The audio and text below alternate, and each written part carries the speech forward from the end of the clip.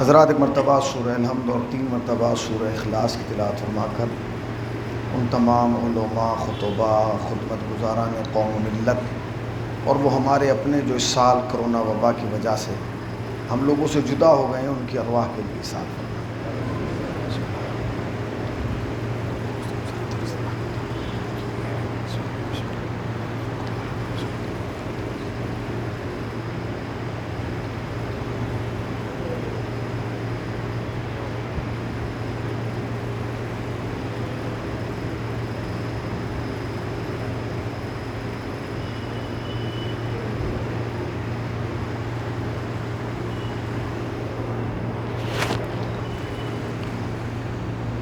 لا حول ولا قوة الا باللہ العلی العظیم۔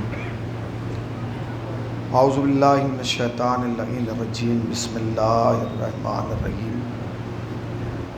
الحمد للہ الذی ذکرہ لشرف الذاکرین وشکرہ فوز للشاکرین وطاعتہ نجاۃ للمطیعین۔ الصلاۃ والسلام علی رسول الثقلین محبوب رب المشرقین و رب المغربین ولی الدارین امام القبلتین جد الحسن والحسین ابی القاسم محمد۔ اما بعد فقد قال اللہ حق سبحانہ تبارک و تعالی وقولہ الحق۔ بسم اللہ الرحمن الرحیم۔ قد جاءکم من اللہ نور و کتاب مبین۔ صلوات پڑھتے ہیں بر محمد۔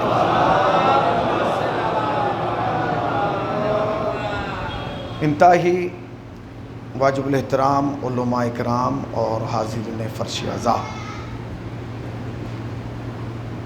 آج کی یہ مجلس عزا چاند رات کی مجلس عزا ہے، یعنی آج کا سورج 1442 ہجری کا آخری سورج تھا اور کل کا طلوع ہونے والا سورج 1443 ہجری کا پہلا سورج ہوگا، یعنی آج کی تاریخ کسی دوسرے سن میں گنی جائے گی اور کل کی تاریخ کسی اور سن میں گنی جائے گی۔ پورے سال اگر شیعہ کسی رات کا انتظار کرتا ہے تو وہ یہ رات ہے۔ ہمیں عید کا انتظار نہیں ہوتا، بقرہ عید کا انتظار نہیں ہوتا، رجب کا انتظار نہیں ہوتا، شب رات کا انتظار نہیں ہوتا۔ اگر شیعہ تڑپ کے انتظار کرتا ہے تو محرم کا انتظار کرتا ہے۔ وہ دن آ گئے، وہ راتیں آ گئیں، وہ لمحات آ گئے، اور لمحات نہیں آئے، یاد رکھیے گا، کوئی مہینہ ہماری طرف نہیں آیا، کوئی تاریخ ہماری طرف نہیں آئی، کوئی دن ہماری طرف نہیں آیا، بلکہ ہماری طرف کچھ ہستیاں آئی ہیں جو 10 دن ہماری مہمان رہیں گی اور ہم ان کے میزبان رہیں گے۔ حیثیت کی بات ہوتی ہے، جتنا بڑا مہمان آتا ہے اتنا بڑا انتظام کیا جاتا ہے۔ انسان کوشش یہ کرتا ہے کہ میں اپنے مہمان کو کوئی تکلیف نہ ہونے دوں، لہٰذا اپنی حیثیت سے بڑھ کے انتظام کرتا ہے۔ اچھا، جتنا بڑا مہمان ہوتا چلا جائے گا اتنا بڑا انتظام بڑھتا چلا جائے گا۔ اگر مہمان کوئی عام آدمی ہے تو انتظام بھی ویسا ہوگا، مہمان کوئی اور ہے، جس طریقے سے مہمان کا معیار بڑھے گا ویسے ویسے انتظام کا معیار بھی بڑھ جائے گا۔ فرش عزا پہ بیٹھے ہیں، سچ بتائیے گا، جو ہستیاں آپ کے یہاں مہمان ہوئی ہیں، کیا کائنات میں ان سے بڑا کوئی ہے؟ کون ہو سکتا ہے جن کے صدقے میں پروردگار عالم نے کائنات کو خلق کیا؟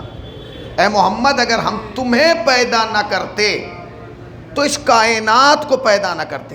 اس کا مطلب یہ ہے کہ سبب خلقت کائنات محمد تمہارا مہمان ہے۔ کون مہمان ہے؟ سیدہ تمہاری مہمان ہے۔ صلوات مل جل کے پڑھیں پر محمد و آل محمد۔ کائنات کی عظیم ہستیاں آپ کی مہمان ہیں، اس بات کا خیال رکھیے گا۔ اور جب تک مہمان گھر میں رہتا ہے، میزبان کوئی حرکت ایسی نہیں کرتا جو مہمان کو بری لگے۔ سمجھ رہے ہیں میں کیا کہہ رہا ہوں؟ گھر میں جب تک مہمان رہتا ہے تو اس کا خیال رکھا جاتا ہے کہ بآواز بلند نہ بولا جائے، کوئی ایسا جملہ یا ایسا کلمہ زبان پر جاری نہ کیا جائے جو مہمان کی طبیعت پر ناگوار گزرے، تو کم سے کم ہم 12 دن یہ کوشش کریں کہ اپنی وہ حرکتیں جو ہمیں معلوم ہے کہ اہل بیت کو پسند نہیں ہے، کوشش کریں کہ ان سے اپنے آپ کو روکے رکھیں، اس لیے کہ مہمان اہل بیت ہیں۔ یہ پہلی بات تھی جو میں نے آپ کی خدمت میں عرض کر دی۔ دوسری بات جو ہے وہ یہ ہے، چونکہ سال ختم ہو گیا اور ایک نیا سال شروع ہونے والا ہے، ہر انسان اپنی جگہ بیٹھ کے یہ سوچے کہ جو سال گیا ہے اس نے اس سال میں کتنی اچھائیاں کی ہیں، کتنی برائیاں کی ہیں۔ ایک سال جا رہا ہے نا، ایک سال گزر گیا ہے، تو اب ہم پر واجب ہے کہ ہم یہ دیکھیں کہ جو سال گزرا ہے 1442 ہجری کا، ہم نے اس میں کیا اچھا کیا، کیا برا کیا، یا کیا کھویا، کیا پایا۔ آیا میں نے اس میں جھوٹ بولا ہے، میں نے اس میں غیبت کی ہے، میں نے اس میں بغض کیا ہے، میں نے اس میں حسد کی ہے، میں نے کوشش کی ہے کہ قوم میں اختلاف پیدا ہو، جو میں نے کیا ہے، آج یہ آخری رات ہے، اس کی تلافی کیسے ہوگی؟ کیا کوئی ایسی صورتحال ہے کہ ہم ایک رات میں جو پیچھے کیا ہے اس سب کو مٹا دیں؟ ہو سکتا ہے؟ بھائی پورا سال ہے، 365 دن ایک طرف ہے، اور یہ آج کی رات جو صبح کی اذان تک تمہارے پاس ٹائم ہے یہ بچا ہوا ہے۔ مگر میں یہ پوچھ رہا ہوں کہ جو خامیاں، جو کوتاہیاں، جو غلطیاں ہم نے سال بھر کی ہیں، کیا ہو سکتا ہے کہ اس رات میں ہم اسے مٹا دیں؟ ہر آدمی کہے گا نہیں مولانا، اس لیے کہ خطائیں ہمیں یاد نہیں ہے کہ ہم نے کیا کیا ہے۔ بھائی آدمی خطا جب یاد نہیں کیے ہوئے تو پھر اس کی تلافی کیسے کرے گا؟ اچھا بیٹھ کے پوری رات توبہ کر لے، یہ ممکن ہے؟ پروردگار یہ سال جو گزرا ہم سے جو خطائی ہوئی معاف کر دے، یہ کر دے، نہیں ہو سکتا۔ مگر اللہ تمہارا خیال رکھتا ہے اور اتنا عزیز رکھتا ہے کہ اس نے اس کا انتظام کیا ہے۔ سید ابن طاؤس ایک عظیم عالم دین گزرے ہیں تشیع کے، بہت بڑی شخصیت ہے۔ انہوں نے جیسے ہمارے یہاں مفاتیح ہے، ایک کتاب لکھی ہے جس کا نام ہے اقبال۔ وہ لکھتے ہیں کہ اگر کوئی انسان آج کی رات، یعنی یہ جو آخری رات ہے، آج کی رات یہ چاہتا ہے کہ اس کے تمام گناہ جو اس نے سال بھر کیے ہیں وہ سب نیکیوں میں بدل جائیں اور وہ خامیاں ختم ہو جائیں، تو اتنا کرے کہ صرف 2 رکعت نماز آج کی رات پڑھ لے۔ 2 رکعت نماز، سال بھر ایک طرف ہے اور یہ 2 رکعت نماز ایک طرف ہے۔ اس کے 3 طریقے سید نے بتائے۔ پہلا طریقہ یہ ہے کہ اگر آدمی کچھ نہیں کر سکتا تو نماز صبح کی طرح 2 رکعت نماز پڑھ لے۔ کیسے؟ پہلی رکعت میں سورہ حمد کے بعد سورہ قل هو اللہ، اور پھر دوسری رکعت میں بھی سورہ حمد کے بعد سورہ قل هو اللہ، ختم۔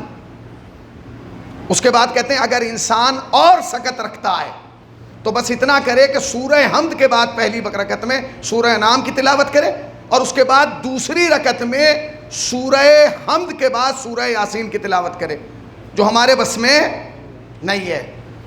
اس کے بعد سید نے جو عظیم عمل بتایا وہ سن لیجئے۔ وہ کہتے ہیں کہ اگر انسان کچھ نہیں کر سکتا اور یہ چاہتا ہے کہ آج کی رات میں اس کے وہ سارے گناہ ختم کر دیے جائیں جو اس نے سال بھر کیے ہیں، تو بس اتنا کرے کہ 2 رکعت نماز پڑھے، ہر رکعت میں سورہ حمد کے بعد 11 مرتبہ سورہ مبارک قل هو اللہ کی تلاوت کرے۔ آسان طریقہ ہے۔ کتنی منٹ لگیں گی؟ کتنے منٹ؟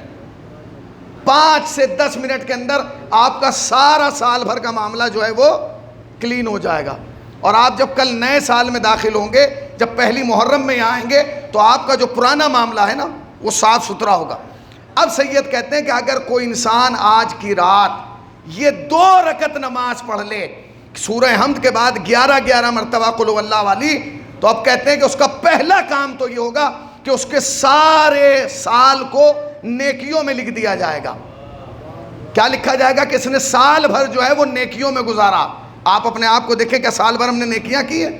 نہیں کی ہیں، مگر لکھا کیا جائے گا؟ کہ نیکیوں میں گزارا۔ اس کے بعد کہا کہ اگر کوئی انسان آج کی رات یہ 2 رکعت نماز پڑھ لے، سال بھر حادثوں سے محفوظ رہے گا، ایکسیڈنٹ سے نہیں مرے گا، حادثے سے نہیں مرے گا، آگ لگنے سے نہیں مرے گا، پانی میں ڈوبنے سے نہیں مرے گا۔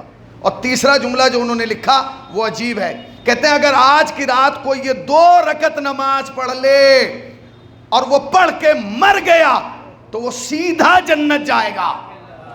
اللہ اکبر۔ آج کی رات یہ رات جو ہے یہ اہم ترین رات ہے، اور کہا کہ آج کی رات میں صرف 2 رکعت نماز پڑھے اور صبح کا روزہ رکھ لے، انشاءاللہ اس کے سارے گناہ جو اس نے سال میں کیے ہیں اللہ انہیں معاف کرنے والا ہے، کیونکہ وہ ستار العیوب ہے۔ یہ دوسری بات تھی۔ اب تیسری بات سن لیجئے، پوری دنیا میں محرم کا چاند نظر آتے ہی صف ماتم بچ جاتی ہے۔ کیوں بچتی ہے صف ماتم؟ آپ نے سوچا؟ ایک ہی تاریخ میں، ایک ہی وقت میں یہاں بھی صف ماتم بچھی ہے، دہلی میں بھی صف ماتم بچھی ہے، امریکہ میں بھی، ہر جگہ صف ماتم بچھی ہے۔ کیوں بچھی ہے؟ یہ کون سا ایسا جذبہ ہے؟ ارے 1 سال بچھا لیجئے، 2 سال بچھا لیجئے، 10 سال بچھا لیجئے، 1400 سال ہو گئے، آج تک جذبہ کم نہیں ہوا۔ یہ جذبہ کیوں کم نہیں ہوا؟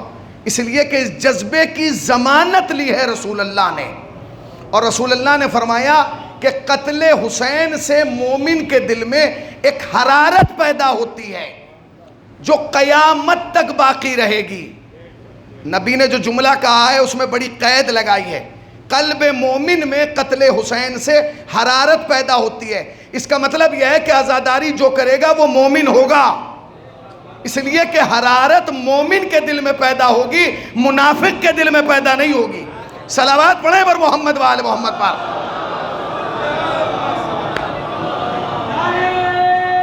مومن کے دل میں، آج آپ ایسے ہی سنیے آرام آرام سے، مومن کے دل میں حرارت پیدا ہوتی ہے قتل حسین سے، اور جب وہ حرارت پیدا ہوتی ہے تو پھر اس کے اندر جذبہ قربانی پیدا ہوتا ہے۔ یاد رکھیے گا، جو امام حسین سے محبت کا دعویٰ کرتا ہے وہ دعویٰ اس وقت تک پورا نہیں ہو سکتا جب تک جذبہ قربانی پیدا نہ ہو۔ انسان قربانی کے لیے جب تک پیدا نہیں، اپنے کو تیار نہیں کرے گا، اس کی جو ہے وہ محبت کا دعویٰ ادھورا رہے گا۔ کس چیز کی قربانی؟ اپنی جان کی قربانی نہیں، سب سے پہلے اپنے جذبات کی قربانی، احساسات کی قربانی، ارمان کی قربانی، جان کی قربانی، اولاد کی قربانی۔ اگر آپ یہ دے سکتے ہیں تو امام حسین علیہ السلام کے محبت کا اعلان کیجئے، ورنہ نہیں۔ اس لیے کہ جب انسان یہ کہتا ہے کہ میں حسین سے محبت کرتا ہوں، تو جانتے ہیں اس کا مطلب کیا ہے؟ اس کا مطلب یہ کہ آپ امام حسین کی آواز پر لبیک کہہ رہے ہیں۔ کون سی آواز؟ وہ جو امام نے عصر عاشور بلند کی تھی، حل من ناصر ینصرنا، کون ہے جو میری مدد کرے گا؟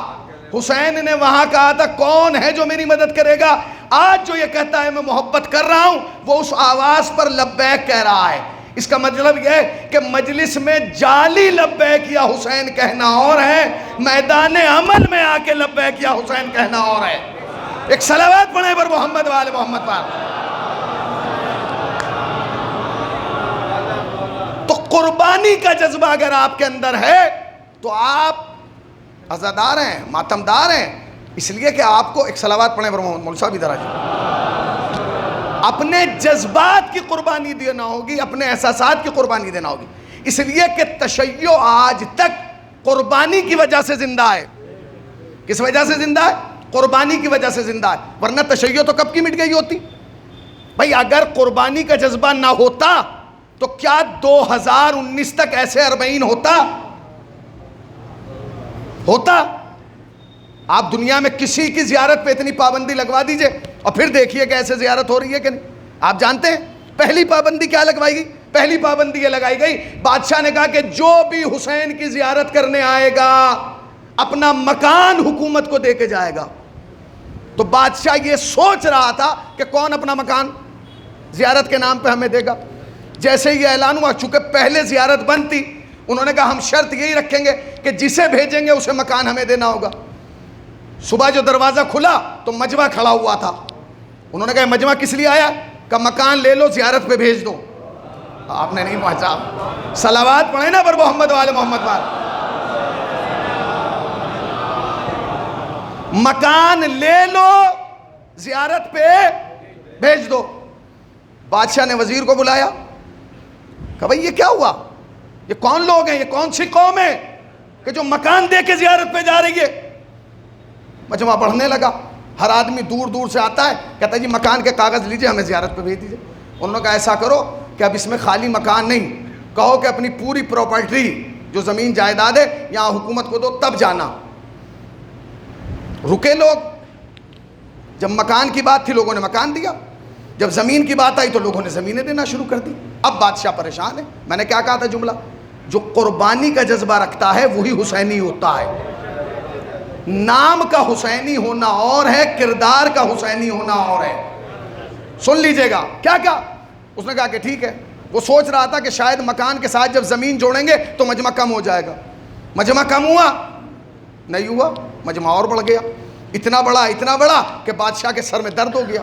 بادشاہ نے وزیر کو بلایا، یہ مجمع کیوں نہیں رک رہا؟ اس نے کہا یہ تو آپ کو سوچنا چاہیے کیوں نہیں رک رہا ہے، پلان تو آپ لے کے آ رہے ہیں نا. آپ نے کہا کہ یہ روک دے دو، لوگ یہ دے کے جانے لگے. تو کہنے لگے کچھ ایسا کہو کہ جس کے نام سے لوگ کانپ جائے. اب بس جملہ سن لیجئے گا، اپنی تقریر کا پہلا جملہ آپ کی خدمت میں عرض کر رہا ہوں. حکومت نے اعلان کر دیا کہ اب جو بھی حسین کی زیارت کے لیے جائے گا اسے اپنا ایک ہاتھ کٹوانا ہوگا. کتنا بڑا اعلان تھا، کتنا بڑا اعلان تھا. اب جو بھی حسین کی زیارت کے لیے جانا چاہتا ہے اسے اپنا ایک ہاتھ.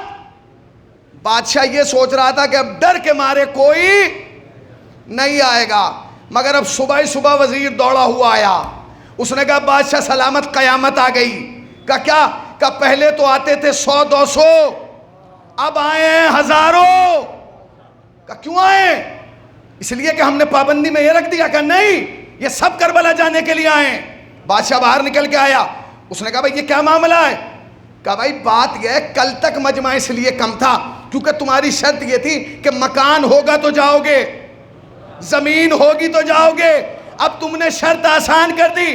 ہمارے پاس مکیان اور جائیداد نہیں تھی، ہمارا ارمان دل میں تھا. تم نے ہاتھ کی بات کی ہے، ہاتھ سب کے پاس ہے. اس کا مطلب کیا ہے؟ اس کا مطلب یہ ہے، اس کا مطلب یہ ہے کہ اگر آپ جذبات کی قربانی دے سکتے ہیں تو آپ حسینی ہیں، آپ عزادار ہیں، آپ ماتمدار ہیں.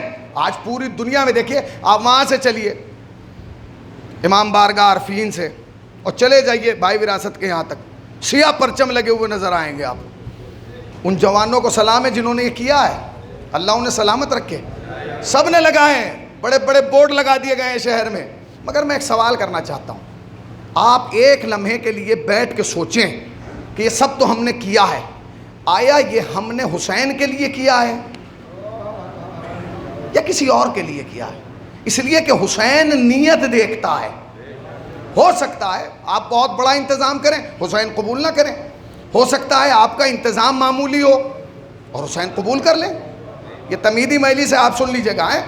ہو سکتا ہے کہ انتظام بہت بڑا ہو مگر قبول نہ کیا جائے، اور ہو سکتا ہے انتظام کچھ نہ ہو اور قبول کر لیا جائے. دلیل ہے، دلیل کے طور پہ میں بات عرض کروں گا آپ کی خدمت. ایران کے ایک بہت بڑے خطیب تھے، آیت اللہ لیول کے تھے. اتنا بڑا خطیب تھا کہ جب مراجع کے یہاں مجالس ہوتی تھی تو خطاب کے لیے انہیں بلایا جاتا تھا. مرجع تقلید نیچے بیٹھتے تھے اور وہ ممبر پہ جا کے خطاب کرتے تھے. آیت اللہ کوثری مشہور ترین خطیب ہے، روز عاشور ہے، ٹائم نہیں ہے، ایک بھی منٹ کا ان کے پاس ٹائم نہیں ہے، مسلسل مجالسیں لگی ہیں. محلے کے چند بچے 10-10 11-11 12-12 سال کے چند بچے جمع ہوئے اور ان کے یہاں آ گئے. وہ مجلس پڑھ کے اترے. انہوں نے کہا حضور، کہا ہم نے کل ایک مجلس رکھی ہے، ہم یہ چاہتے ہیں کہ آپ اس مجلس میں تشریف لائیں اور اس مجلس سے خطاب کریں. اب بلانے والے بچے ہیں اور جسے بلا رہے ہیں وہ ایران کا سب سے بڑا خطیب ہے، اس کا معیار ہے. تو انہوں نے کہا کہ دیکھو میرے پاس کل ٹائم نہیں ہے، بالکل ٹائم نہیں ہے، کیونکہ کل مجھے کئی مجلسیں پڑھنا ہے، تم پھر بعد میں رکھ لینا. انہوں نے کہا نہیں مجلس ہے. جب انہوں نے زیادہ منع کیا تو اس میں سے ایک بچہ رونے لگا. جب وہ رونے لگا تو انہوں نے کہا اس کا دل رکھنے کے لیے کہ کوئی بات نہیں بیٹا، میں آ جاؤں گا مگر زیادہ ٹائم نہیں دوں گا، بس 5 یا 10 منٹ. اس نے کہا کہ ٹھیک ہے. وقت مقررہ پہ جہاں ٹائم دیا گیا تھا آیت اللہ کوثری وہاں پہنچ گئے. اب جو دیکھا تو بچوں نے ایک چھوٹی سی چادر بچھائی ہے اور اس پہ چند بچے بیٹھے ہوئے. یہ گئے اور انہوں نے 5 سے 6 منٹ خطاب کیا اور مصائب کی ایک روایت پڑھی اور اس کے بعد اترے. اور اتر کے چلنے لگے تو ایک بچہ آگے بڑھا اور بڑھنے کے بعد کہا کہ آقا ہم نے آپ کے لیے چائے کا انتظام کیا ہے، وہ چائے پی کے جائیے گا. اب انہوں نے کہا کہ نہیں مجھے چائے نہیں پینا. کہا نہیں پی کے جائیے گا. انہوں نے کہا چلو لاؤ لے کے آؤ. جب ان کے ہاتھ میں کپ دیا گیا تو چائے بالکل ٹھنڈی تھی، یخ. انہوں نے ایک گھونٹ بھری، اب ٹھنڈی چائے کون پیے گا، اور آہستہ سے اس چائے کو کنارے لگا دیا. تقریر ختم ہو گئی اور میں نے سنا دیا اور آپ نے سن لیا.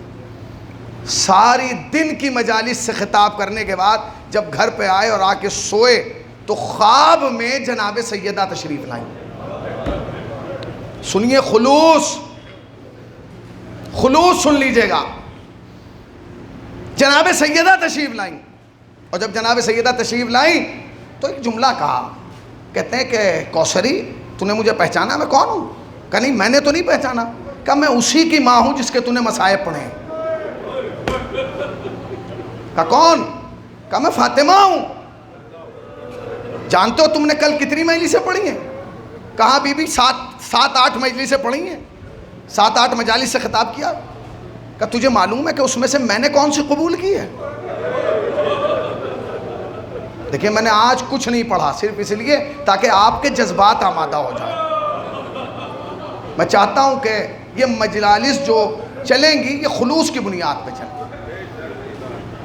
تم جانتے ہو میں نے 10 مجالس میں سے، تو انہوں نے کہا کہ بی بی وہ مجلس جو فلاں مرجع کے یہاں میں نے پڑھی تھی.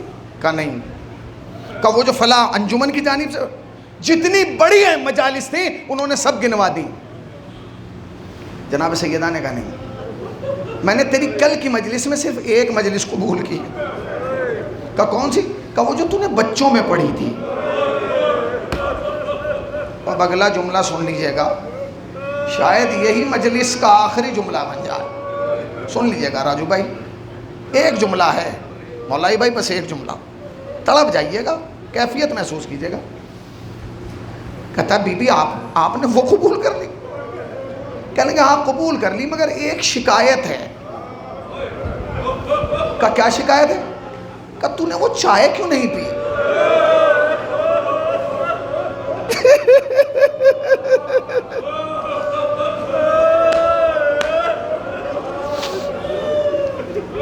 تم نے وہ چائے کیوں نہیں پی؟ ہاتھ جوڑ کے کہنے لگے بی بی اس لیے نہیں پی کیونکہ ٹھنڈی ہو گئی تھی. بس سیدہ نے جو جملہ کہا وہ عجیب کہا. کہتے ہیں کوثری تجھے نہیں پتا وہ چائے میں نے اپنے ہاتھوں سے بنائی تھی.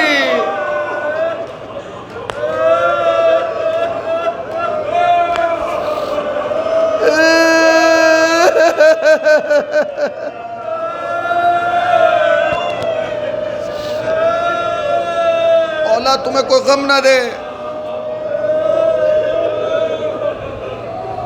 سوائے غم سرکار ابا عبداللہ.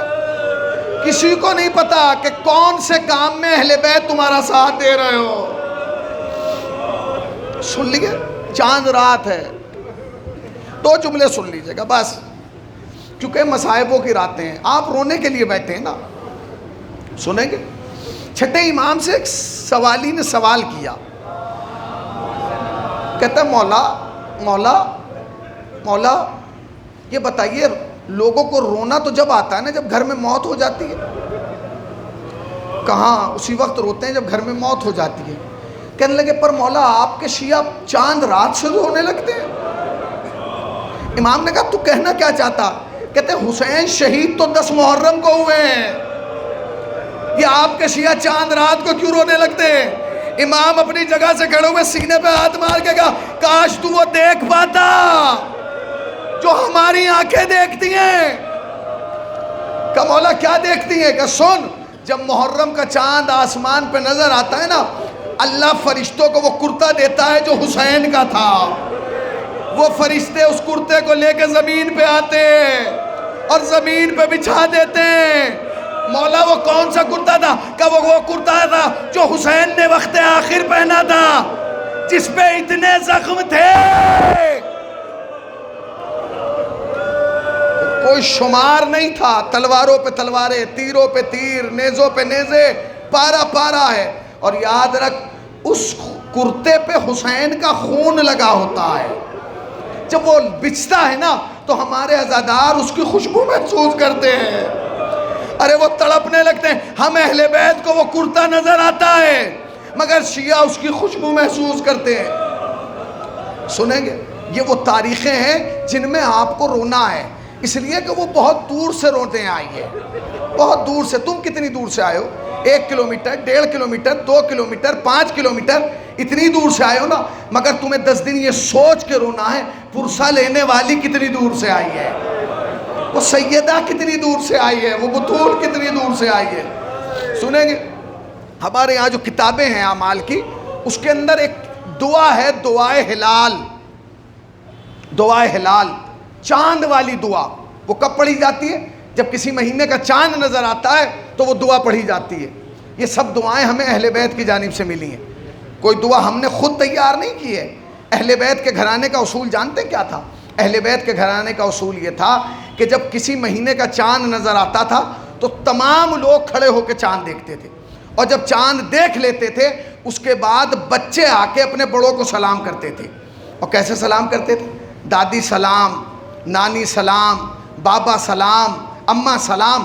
اور جب بچے سلام کرتے تھے تو بڑے انہیں دعائیں دیتے تھے، اس مہینے میں تیرا بابا سلامت رہے، اس مہینے میں تیرا بھائی سلامت رہے، اس مہینے میں تیرا خاندان سلامت رہے، اس مہینے میں تیرا قبیلہ سلامت رہے۔ اور سنیں گے تاریخ کہتی ہے کہ جب 61-60 ہجری کے رجب کا چاند آیا تو فاطمہ کی حویلی بھری ہوئی تھی، چاند دیکھنے والے بہت تھے، سب نے چاند دیکھا، آئے، سلام کیا، جواب سلام ملا، دعائیں ملی۔ مگر جب 60 ہجری کے شعبان کا چاند آیا تو پورے گھر میں ایک بچی تھی جس نے چاند دیکھا، اس کا نام سغرا تھا۔ سب سفر پہ چلے گئے، سغرا مدینے میں رہ گئی۔ اچھا، ایک بچی تھی، 2 بڑے تھی، ایک کا نام ام سلمہ، ایک کا نام ام البنین۔ جناب سغرا نے چاند دیکھا، آئیں، اور آنے کے بعد کا نانی ام سلمہ سلام، دادی ام البنین سلام۔ جب سلام کیا دونوں بیویوں نے ایک زبان ہو کے جواب کا سلام کا جواب دیا، اور اس کے بعد دعائیں دی۔ اس مہینے میں تیرا بابا سلامت رہے، اس مہینے میں تیرا بھائی سلامت رہے، اس مہینے میں تیرا خاندان سلامت رہے، اس مہینے میں تیرے پردیسی سلامت رہے۔ سغرا مطمئن ہو گئی، چلی گئی۔ رجب کے بعد شعبان، شعبان کے بعد شوال، شوال کے بعد ذیقعد، ذیقعد کے بعد ذی الحج۔ سغرا چاند دیکھتی رہی، آ کے سلام کرتی رہی، بیویاں دعائیں دیتی رہی، مگر ذی الحج کے بعد سن 61 ہجری کے محرم کا چاند آیا۔ سغرا نے عادت کے مطابق چاند دیکھا، چاند دیکھ کے آئی، آنے کے بعد کا نانی سلام، دادی سلام، بیویوں نے سلام کا تو جواب دیا مگر کسی نے کوئی دعا نہیں دی۔ سغرا بہت دیر تک کھڑی رہی، اے دادی کیا دعا نہیں دیں گی؟ کیا نہیں کہیں گی تیرا بابا سلامت رہے، تیرا چچا سلامت رہے، تیرا کنبہ سلامت رہے؟ ارے سننا تھا۔ ام سلمہ تڑپ گئی، ایک شیشی نکالی، سغرا کو دکھایا، اے سغرا اس چاند میں دعا نہیں، یہی وہ مہینہ ہے جس میں اکبر کے برچی لگے گی، قاسم کا لاشا پامال شمع اسبا ہوگا، حسین کے گلے پہ خنجر چلے گا، تیرا بھرا گھر دشت کربلا عرض نینوا میں اجڑ گا۔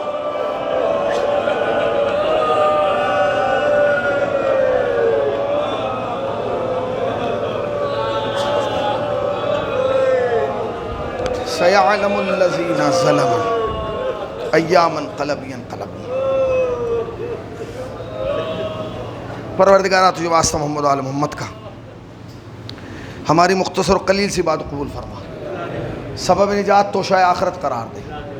خدایا خدایا خدایا حاضرین مجلس کو سال کے اندر اندر زیارت کربلا معلیٰ سے مشرف۔ میرے اللہ جو ایک بار جا چکا ہے اسے 2 بار بلا لے، جو 2 بار جا چکا ہے اسے بار بار بلا لے۔ آنکھ بند نہ ہو جب تک روضہ حسین کا دیدار نہ کر لیں۔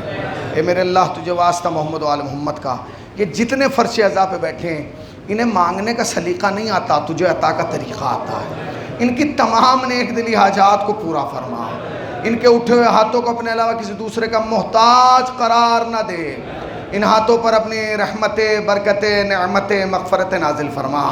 اے میرے اللہ تجھے واسطہ محمد وآل محمد کا، تجھے واسطہ اہل بیت علیہ السلام کا، اس کرونا نام کی وبا سے عالم انسانیت کی حفاظت فرما، ملک عزیز کی حفاظت فرما، نظام مرضیت کی حفاظت فرما، دنیا میں جہاں بھی عزادار عزاداری کر رہے ہیں عزاداروں کی اور عزاداری کی حفاظت فرما۔